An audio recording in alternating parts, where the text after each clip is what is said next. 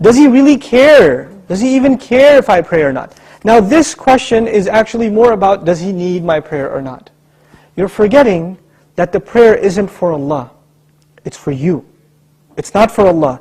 If all the people in the world, all they did with their life was pray to Allah, it would not make Him any richer. It wouldn't add to His kingdom because He already owns all of kingdom. And if no one mentioned Allah ever again, it doesn't diminish His dominion, His kingdom, His glory in any way. He doesn't need us. We need Him. We need Him. So the question is, do you feel like you need to pray? Do you feel like that's a need in your life? And if it's not, if you feel you're free of, begging Allah for His help, turning to Allah and submitting before His commandments, then that's a serious problem with your faith. It's become weak, and this question only came up because you've been distanced from Allah for so long that shaitan can come to you and say, yeah, I know you used to feel bad about not praying, let's just get rid of that bad feeling and replace it with, well, why do I have to pray anyway? That's the next phase of that disease. The first part was at least, it was diagnosed, but at least you had some bad feeling. Guilt was still there. That's a gift from Allah. When that guilt even goes away and you say, Allah doesn't need my prayer, it's all good.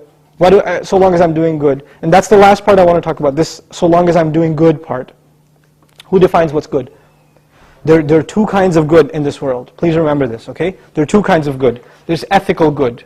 I'm good to my neighbor, I'm honest at work, I'm nice to people, I don't steal, I don't cheat, these are ethics, basic ethics, right? That everybody, I tell the truth, I'm honest, I pay my taxes, blah, blah, blah. These are ethical truths, okay? And I'm honest in business. Then there are religious goods. I go to Hajj, I give zakat, I pray 5 times a day, I fast in the month of Ramadan. These aren't ethical realities, these are religious goods. Good deeds that are religious, and good deeds that are ethical, moral in nature.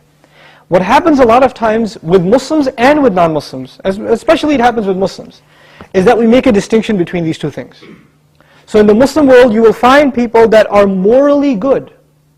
They're nice to their family, they take care of their kids, they're responsible in the household, they're nice to their neighbors, they're honest at work. Good people, but guess what? No religion.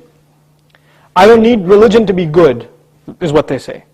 And on the other extreme, you have people that pray, go to Hajj, give zakah, have a long beard, dress in a very religious garment, and yet terrible to their family, cheating people in business, highly immoral and unethical. So what's happened is we have separated the two dimensions of goodness. Moral goodness, ethical goodness, and religious goodness.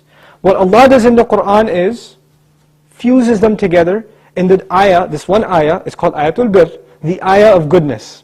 What does it mean to be good? If you study that ayah, it is a combination of two things. It's a combination of ethical principles like fulfilling your promises, being patient, perseverant, and also religious goodness, establishing the prayer, giving the zakah, right? So it's a combination of both of those things in one place. So if you think you are in a position to define what good is, most likely you're sticking to moral goodness.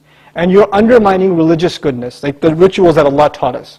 But what Allah wants is for us to have both at the same time. This is when a person is truly good. Otherwise, you're not really good. You have defined goodness for yourself and you have rejected Allah's definition of it. But we turn to Allah for guidance because we can't define things for ourselves. We want Him to define them for us. Inshallah ta'ala.